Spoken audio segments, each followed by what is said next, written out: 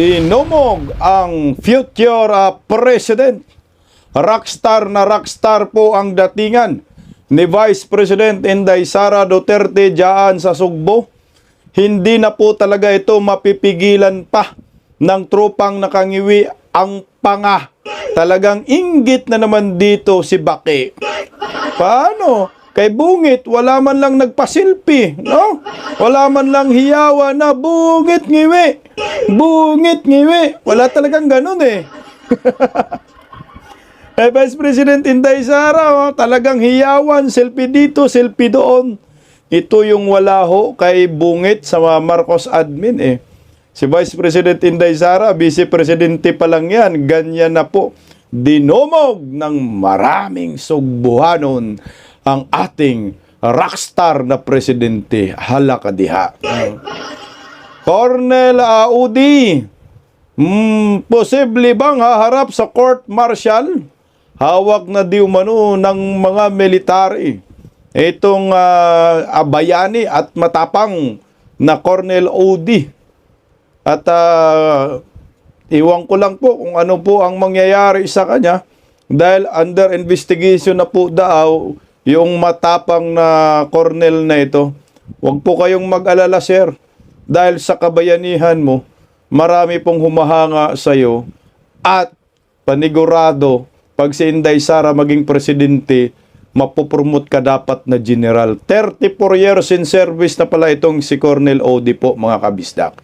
Magandang gabi po sa ating lahat. Palike po muna, pa-share, pa-subscribe, at pakipindot po ang inyong notification bell para lagi po kayong updated sa ating mga video. Suportahan po ninyo ang pangalawang YouTube channel ko, Bisdak Historiador. Ayan. Istorya lang ba? No.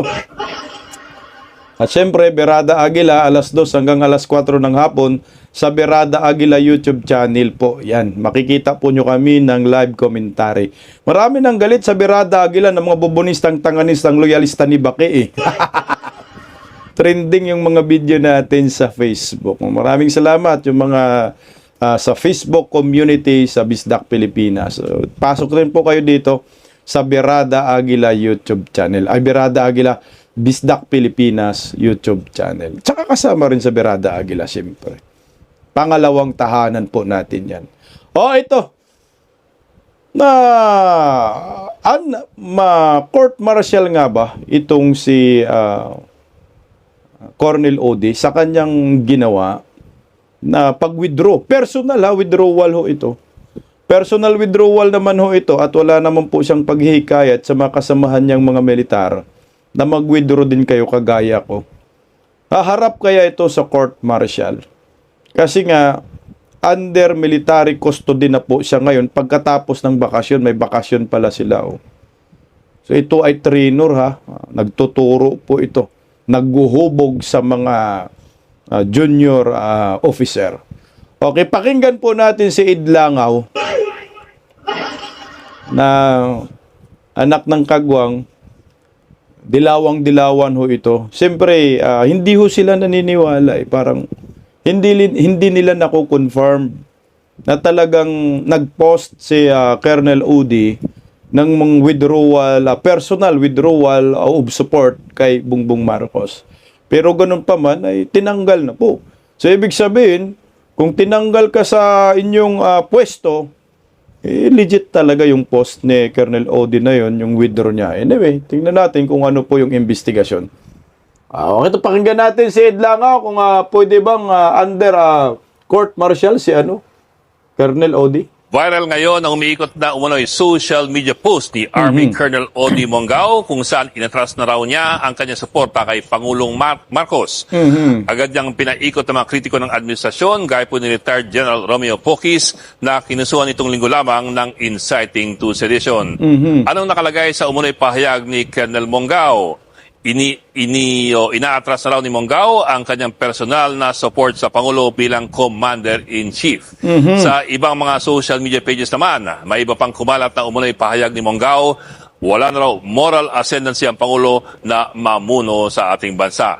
Para lamang po malinaw, tinignan namin ang mga social media accounts ni Mongao pero hindi po namin nakita ang mga pahayag na ito. So, mahirap kumpirmahin kung galing nga sa kanya ang mga pahayag o kung binura na ang mga ito.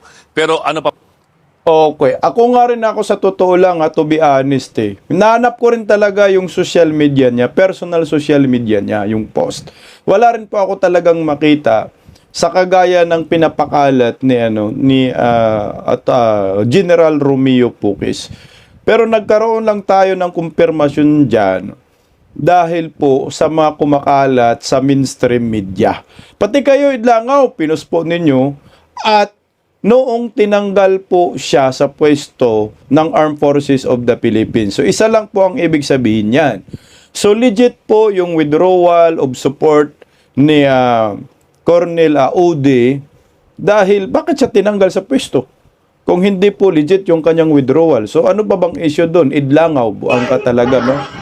Yun nga tuloy, pa man, sapat na raw ito para tanggalin si Monggao Tingnan sa mo. kanyang pwesto ni General Mike Lohico, ang pinakapinuno ng AFP Training Command. Tingnan mo. Si Monggao kasi ang commander ng AFP Training Support Group at Training Development Center sa Army Training Command.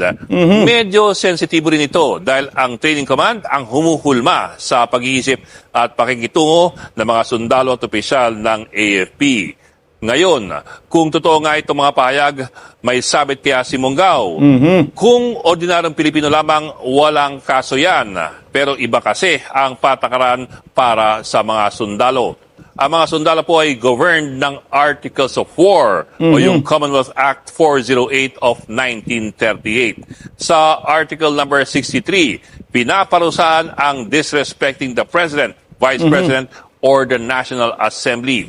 Sa Article 64 naman, ang disrespect toward a superior officer. Ang parusa sa mga ito, dismissal from the service o anumang ipataw pa na parusa ng isang court-martial.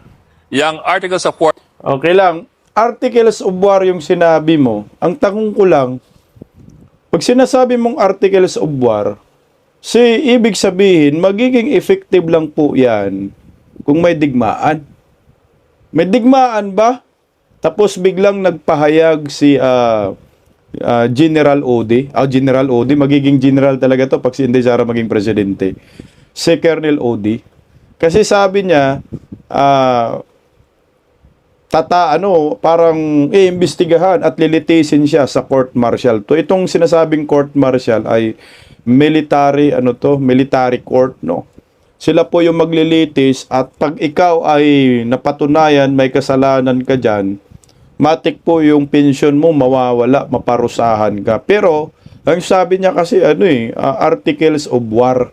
Hindi po ako abogado. Sa mga abogado ho, ano po sa tingin ho ninyo? Saklaw ba yung post ni Colonel Ode na nagwi-withdraw na po siya ng suporta dito? Personal withdrawal sarili niya dito kay Bongbong Marcos. Saklaw ba itong tinatawag na Articles of War? Wala man po tayong digmaan na nangyayari ngayon. Kasi pag tiningnan mo, wala po sa 1987 Constitution po talaga na pwede kang parusahan pag ikaw ay nag-withdraw ng suporta personal sa ang tawag diyan, Commander-in-Chief. Pero hindi po siya nawala ng respeto sa mga military sa Constitution. Yan po ang malinaw dyan. Sige nga, tuloy nga natin. War din ang ginamit ng mga nakaraang administrasyon laban sa mga sundalong naglunsad po ng mga mutiny or withdrawal support sa nakaupong administrasyon. Bakit tila mas maigpit ang patakaran para sa mga sundalo? Wala ba silang freedom of expression? Sa totoo lamang po, restricted ang kanilang freedom sa ganyan. Isa yan sa kabalintunaan ng isang demokrasya, ng institusyon na nangangalaga sa demokrasya ay inherently undemocratic. Matagal na po ang doktrina na nililimitahan ng military service ang ilang constitutional rights ng mga nasa serbisyo. Kasama po yan sa isang social contract. Hindi unrestricted ang free speech sa militar dahil mas mahalaga sa hanay ng mga sundalo ang political neutrality para mapanatili ang disiplina at ang chain of command. Pahabol lamang po. Okay, stop muna tayo dun. Articles of War daw yung ginagamit sa mga sundalo noon na naglunsad ng mutiny. Pasok ka talaga dun. Kasi nga, Naglunsad ka na ng mutiny, may mga tangki-digira ka na gamit niya sila ni ano, di ba? Hunasan at saka ni putang inang Trillanes sa sundalong kanin na binitbit na ihi pa nga eh. Yun, pasok ka dun sa Articles of War. Pero dito, kaya Colonel Udi, malabong pasok ka dun sa sinasabi mo, langaw na lilitisin sa court martial dahil sa nilabag na Articles of War. Ay puta, wala man sa digmaan dong. Wala mang military junta na ginawa itong si Colonel Odi. Naghayag lang po siya ng kanyang sariling opinion. So yung sinasabi mo, freedom of expression, wala pala yung mga military yan, yung ganun. Parang hindi po sila saklaw dyan sa Article 3. Sa Section 4 ba? Freedom of expression at freedom of speech. So para lang ito sa mga sa mga civilian. Putang na, dapat basura na natin yung ganun eh. Kasi kawawa naman po itong ibang mga sundalo na gustong magsalita para sa bayan. Kasi pag tinignan mo, sino ba yung gusto nilang susipilin? Hindi yung kurakot sa gobyerno.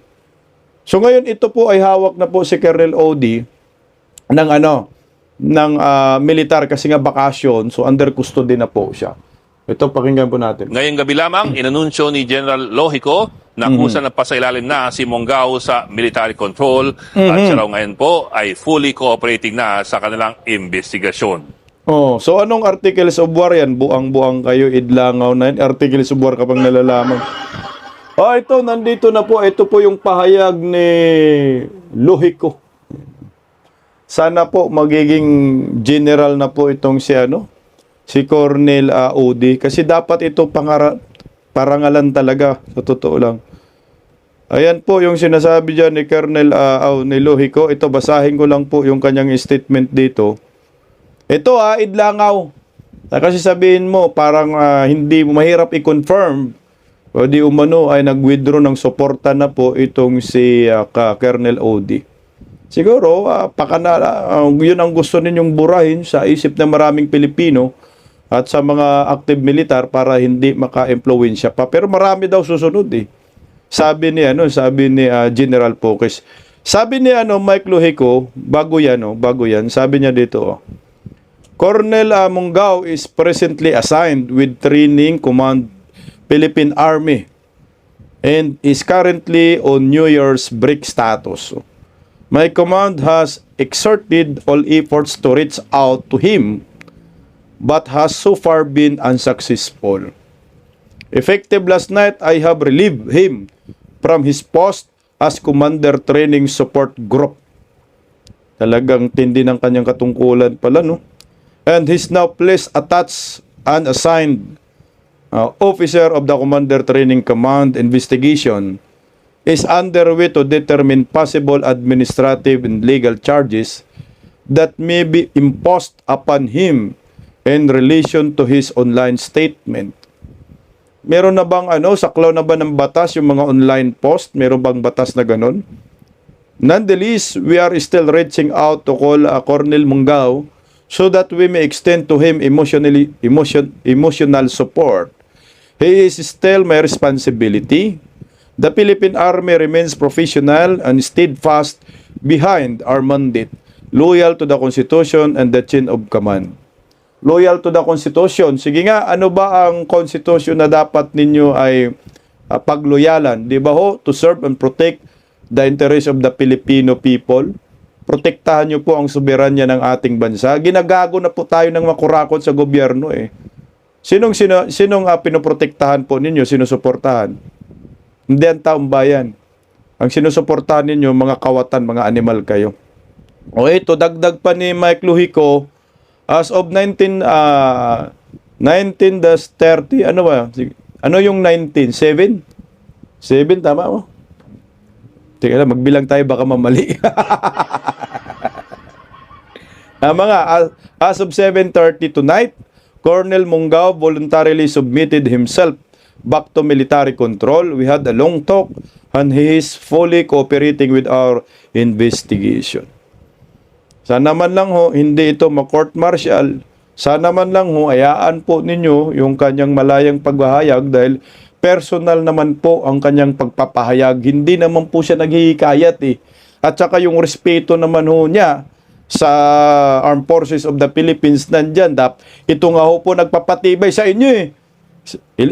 Ibig sabihin yan, hindi kayo bingi, hindi kayo tulog. Gising kayo, yan ang totoo dyan at aware kayo sa mga pagnanakaw sa kaban ng bayan. Pero ito, pakinggan po natin si Attorney ko, General Poques. General, magandang hapon, sir. Sir, marami po ang nagulantang nang magkaroon po ng development dahil isa pong active na colonel ang nag-withdraw ng suporta sa Administrasyong Marcos Jr. bilang retiradong general at nagsilbi sa AFP. Ano pong masasabi niyo dyan, sir? Okay, sa kaso ni Colonel Mongao ay nagpapatunay na marami talagang mga tawag ito, mga nakikimkim din ng kanilang mga sentimiento dyan sa armed forces, particularly dun sa mga active service. Kanya lang, siyempre, dahil informado sila, tahimik lamang sila. Although feel nila yung mga damdamin ng ordinaryong Pilipino dito sa matinding korupsyon sa ating bayan. Kaya kami ay nirerespeto namin ang desisyon ni Colonel Mongao sa aming grupo, sa United People's Initiative, sa kanyang personal na pag-withdraw ng support sa ating Pangulo, si President BBM. Sir, nakikita niyo po ba na itong ginawa ni Colonel Mongao ay magkakaroon po ng mas marami pang suporta sa hanay na aktibo o mag-i-snowball po ba itong hakbang na ito sa inyo pong pananaw, General? Ang pananaw natin ito ay marami pa yung iba na maaaring sumunod dito. Dahil sabi ko nga, yung sentimiento namin, ng karamihang Pilipino ay pareho rin ng mga sundalo, mga pulis. Although dahil nga naka-uniforme sila, they restricted dahil of course, meron silang pinangangalagaan na disiplina. Alam mo, sa nakikita ko dito, pag i-court martial itong si Colonel Odi, tapos parusahan po ng Armed Forces of the Philippines, malamang marami pong susunod dito. Nakikita ko lang ha. Kasi pag tiningnan po natin, putang ina, may sense naman din kasi ang ipinaglalaban ni Colonel Odi Mongao. Tangina hindi ka Pilipino pag hindi mo alam na may korupsyon sa bansa. Hindi ka Pilipino kung hindi mo alam na mayroong command responsibility si Bangag. Hindi ka Pilipino kung hindi ka kumbinsido na may kinalaman itong First Family at Martin Romualdez sa paglilima sa kaban ng bayan. Ang tawag sa'yo, ugag ka.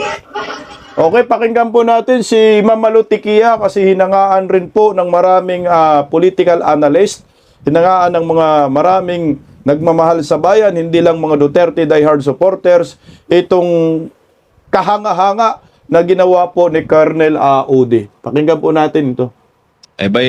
Sumabog yung balita na itong active colonel na si Colonel Odi Mongao, hayagan pong nagdeklara ng kanyang withdrawal of support kay President Marcos Jr. Anong masasabi niyo, ma'am? Active to, ma'am, ha? At ngayon, sinugi na sa serbisyo.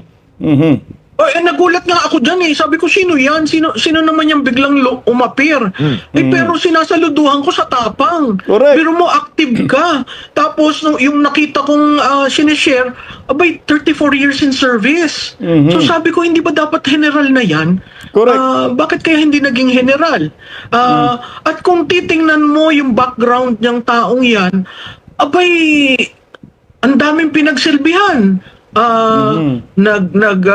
Scout Ranger, Special Action Force. Puta, Scout Ranger din pala yan. At nandun siya, part siya dun sa eskwelahan na nagtuturo sa mga kawal. Naguhubog. Nagserbisyo rin sa Mindanao. Marami, ginugel ko nga eh. Sabi ko, sino ba itong taong ito? So, nagugulat ako na malapit na siguro yung mag-retire, pero willing siya. At again, pagbabasahin mo yung sinabi niya, it's a personal withdrawal.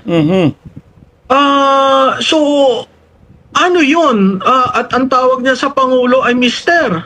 So siguro, wala na siya ng tiwala sa Pangulo. At bilang isang nagtuturo sa mga kawal natin, malaki sigurong respeto ng mga nasa taas at mga estudyante niya dito sa taong ito, kasi hindi ka naman basta-bastang ma-assign para magturo Correct. sanay Huhubog. sa mga kasundaluhan, pero yan yung ginagawa niya. So at sa tingin ko nagkwam pa yan, peacekeeping force yata sa UN. So marami siyang background kaya nalulungkot ako dahil may tumitira kaagad. Hindi pa nga natin kilala kung sino si Colonel Odi. So pero natutuwa ako, biro mo yung lakas ng loob na ikaw ay sigurado ng magre-retirado at ikaw ay makakatanggap ng pensyon, di ba? Pero gagawin mo ito as a personal sacrifice. Bihira yan. Kasi these days, parang walang pakialam ang AFP nakikita nila may nangyayari, sinasabi hindi daw sila bulag, pipi o bingi.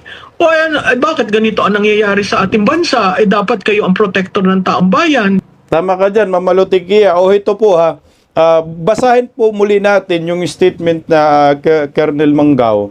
Tama ho talaga, ang tawag po dito ni Colonel kay BBM ay Mr. Marcos po. Hindi na po niya sinabi na President, no? President Bongbong Marcos. So, pag tiningnan mo po, talagang dismayado po itong taong ito. Nawala na nga ng moral ascendancy itong si Bungit. Kasi tanga talagang Pilipino. Pag putang ina, suporta ka pa rin dito sa hinayupak na ito. Ulitin ko lang basahin ko lang ito. Sabi po ito yung post na kumakalat sa social media.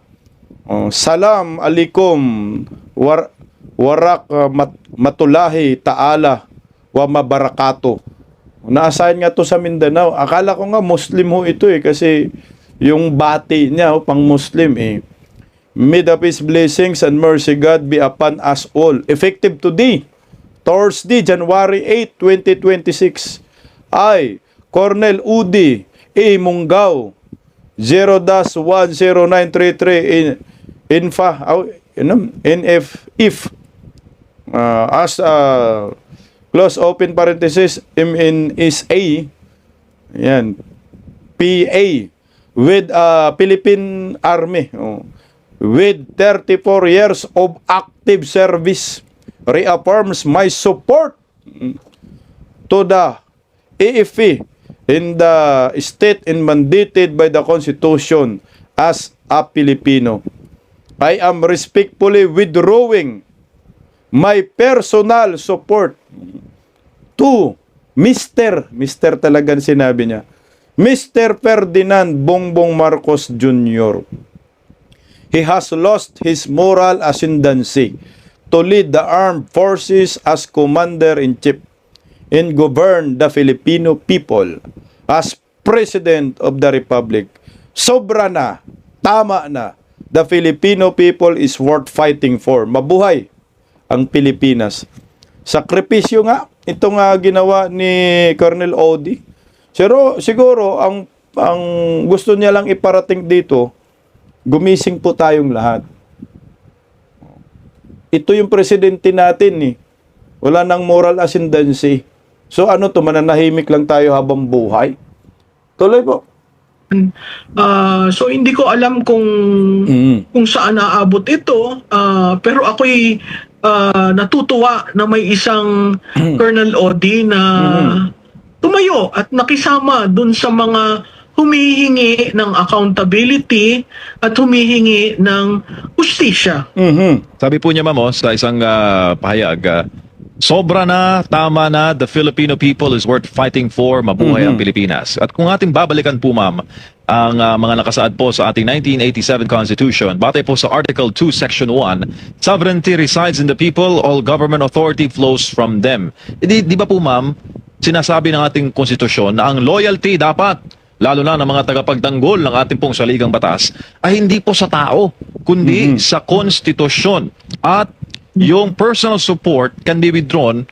At malino naman doon sa sinabi po ni Colonel Munggao na yung loyalty yan nanatili sa Armed Forces of the Philippines. Kaya lang, in his personal capacity as a Filipino, hindi niya na kayang suportahan ang ating presidente. Ma'am.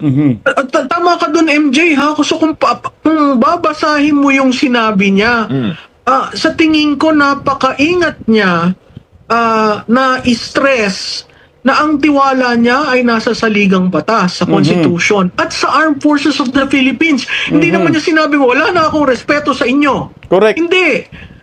Kaya ako, paulit-ulit kong binabasa, sabi ko, malalim itong sinasabi ni Colonel. Kasi naandun ang respeto sa institusyon at sa saligang batas, pero may personal siyang desisyon.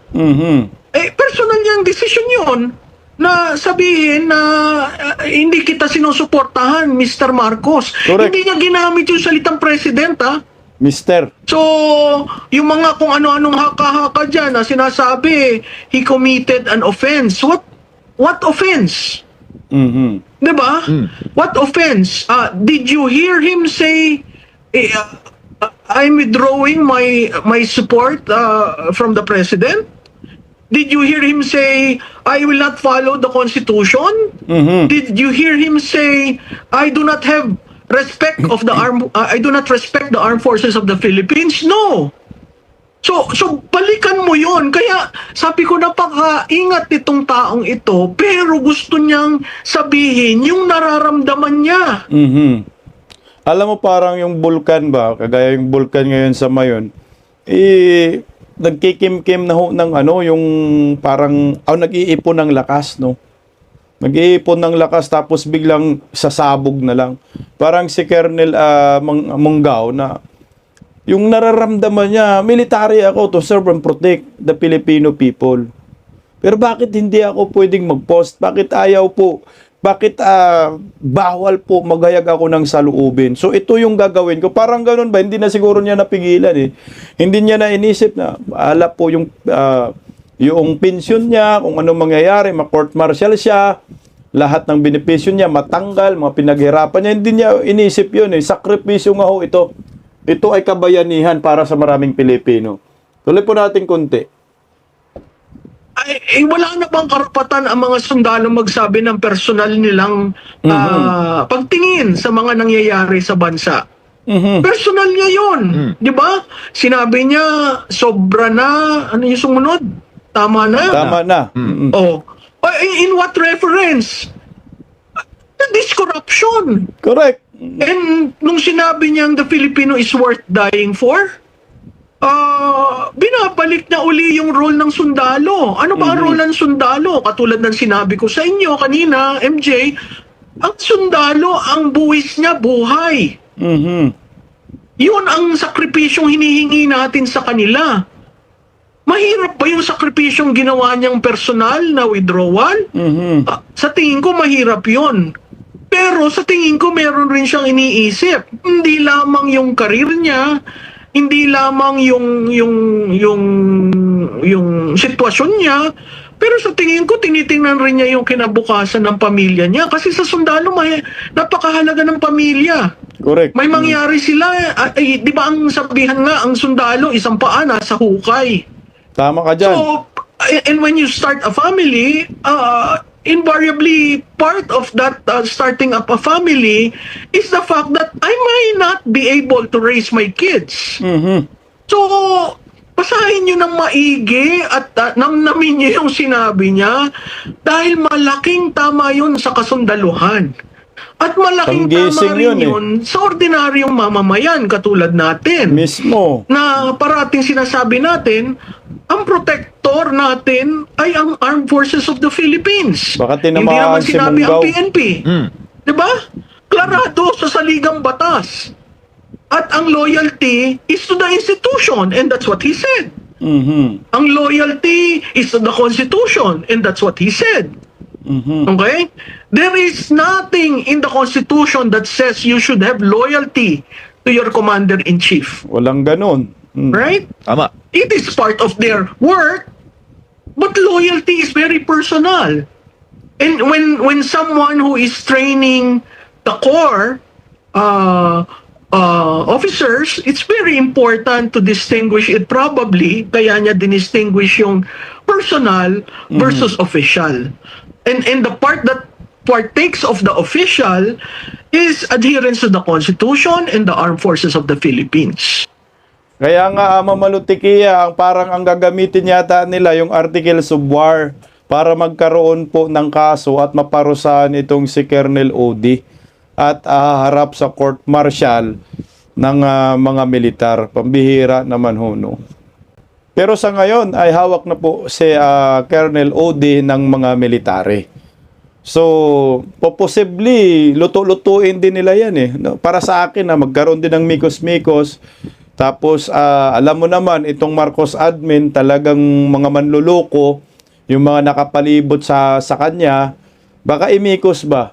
Okay, lumabas ka ha, Colonel Udi. Maglabas ka ng statement na sabihin mo na fake news yung mga kumakalat sa social media para mawalan ka ng kaso. Sabihin mo hindi totoo. O di ba ho? Kasi ito inunahan na po ni Idlangaw na mahirap daw i-kumpirma dahil wala daw silang nakikita sa kanilang personal social media itong si Colonel Udi Munggao na may post na ganun. Posible mikos-mikos nila para hindi makahikayat ng maraming uniform personnel na aktibo na mag-withdraw din ng suporta kay Bongbong Marcos.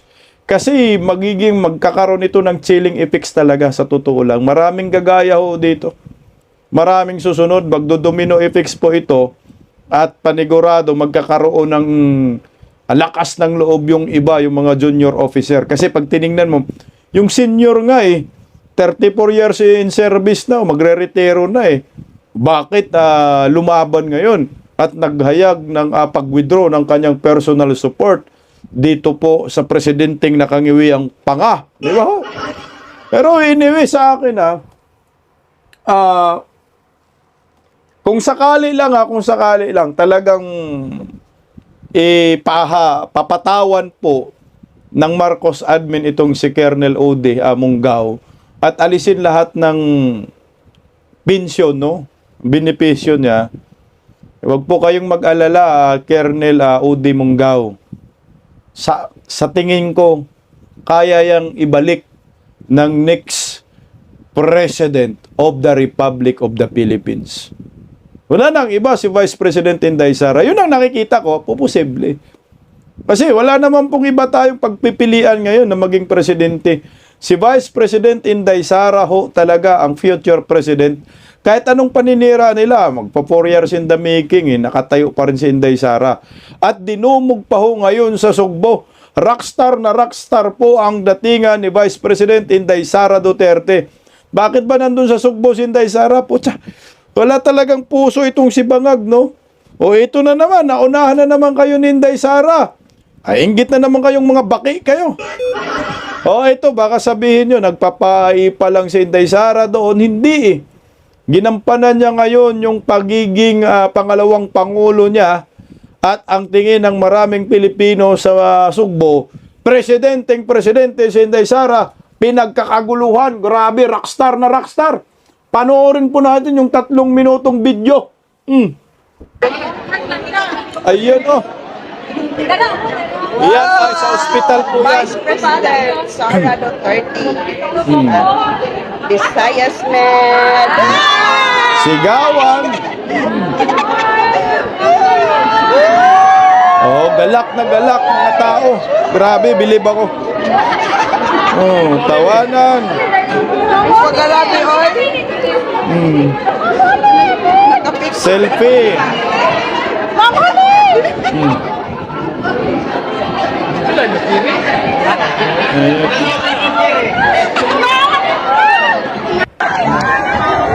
Ito, grabe, daming tao dyan, Yan, Grabe mga tao dun. Parang nakita talaga ng rockstar.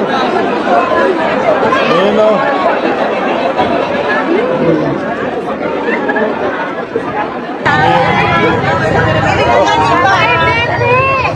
Grabe. Hindi magawa ni Bungit yan. Inday Sara Duterte lang. Mga Duterte lang magawa niya.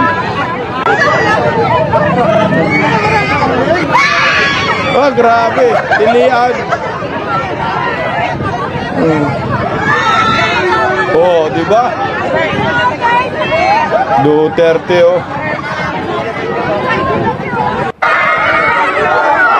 Oh, grabe oh.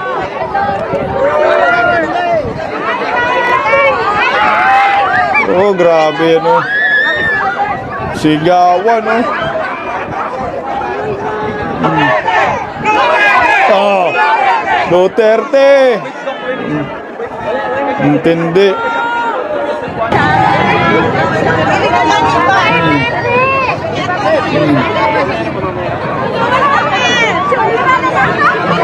Duterte. Grabe pilihan, no? Yung Duterte lang mga gawa niyan, wala nang iba.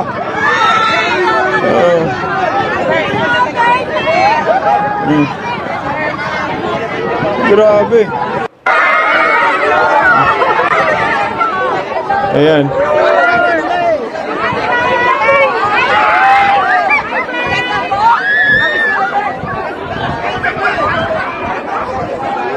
Wala na. Presidente na si Inday. Oh, grabe sigaw. Sure whip. Ano?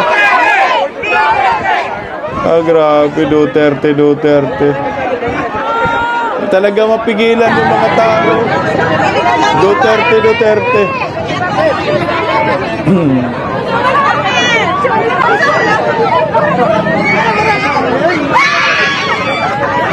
Ayan o, grabe, sigawan mga tao, Duterte. No?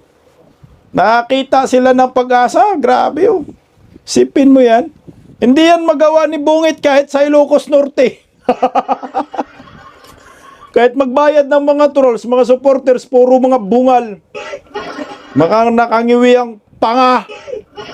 Si Bungit kaya pupunta doon, meron kayang sisigaw, putang ina, wala eh.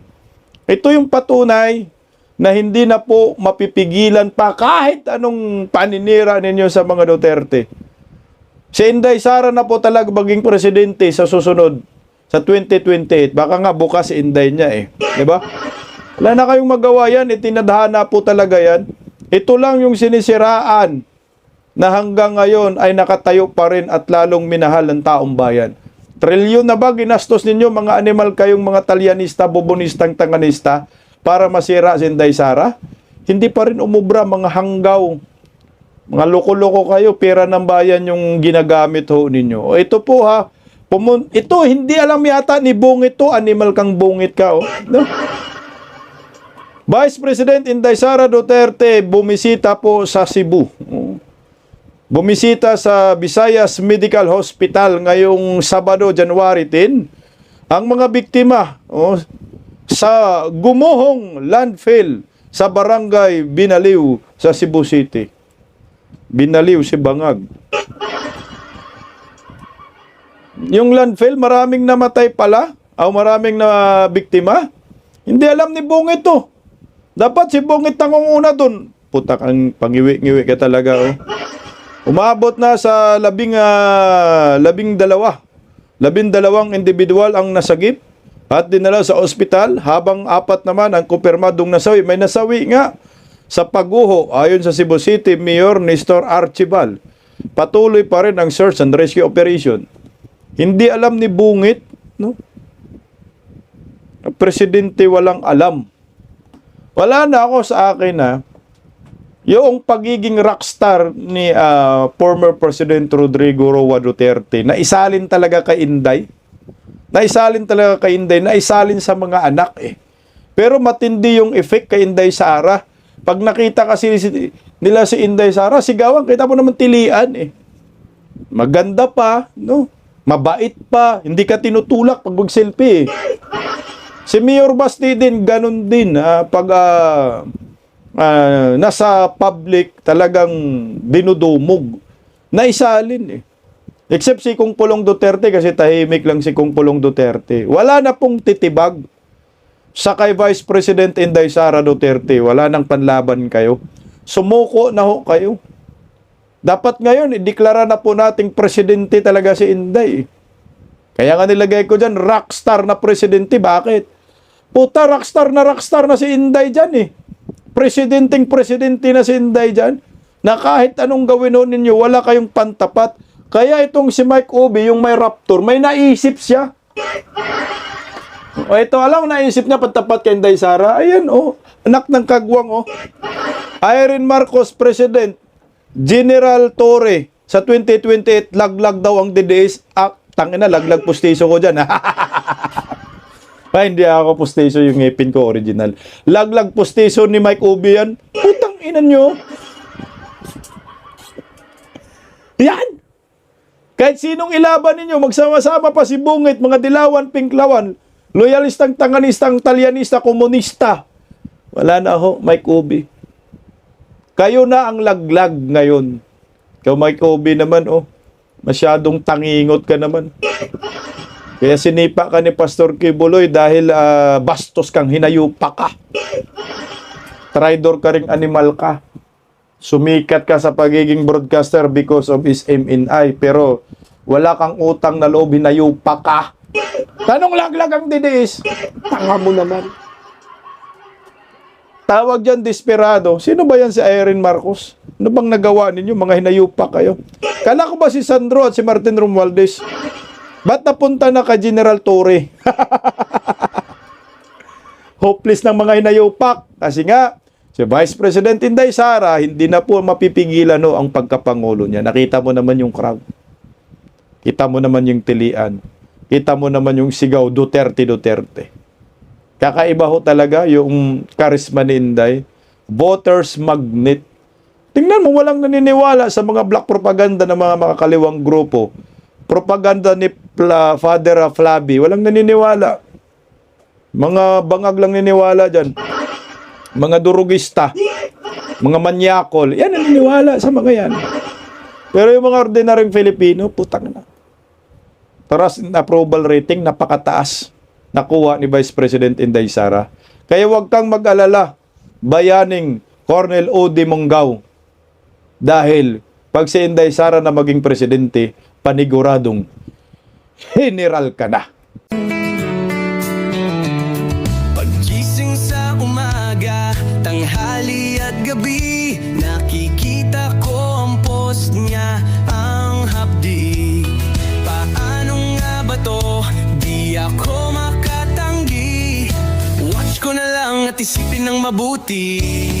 Bisdak Pilipinas. Bisdak, tinig ng katotohanan. Sa bawat vlog may laban sa kasinungalingan. Mulat ang mata, gising ang masa. Bisdak Pilipinas, para sa bayan, gumigising sa diwa. Sa likod ng kamera, tapang ang dala, walang sinasanto kung mali ang gawa. Hinay-hinay, pero palaban. Boses ng tao sa digital na labanan. Bisdak, tinig ng katotohanan. Sa bawat vlog may laban sa kasinungalingan. Mulat ang mata, gising ang masa. Bisdak Pilipinas, para sa bayan, gumigising sa diwa.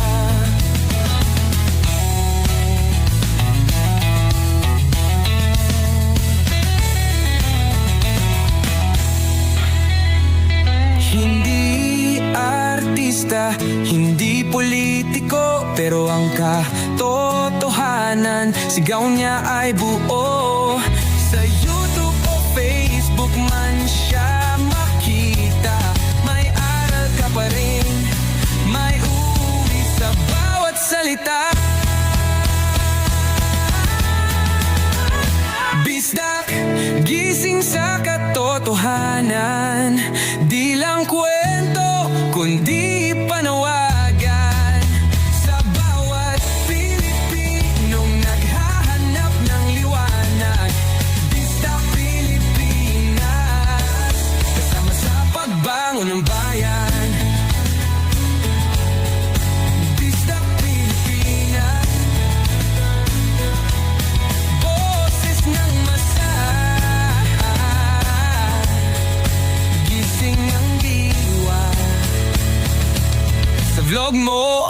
may pag-asa.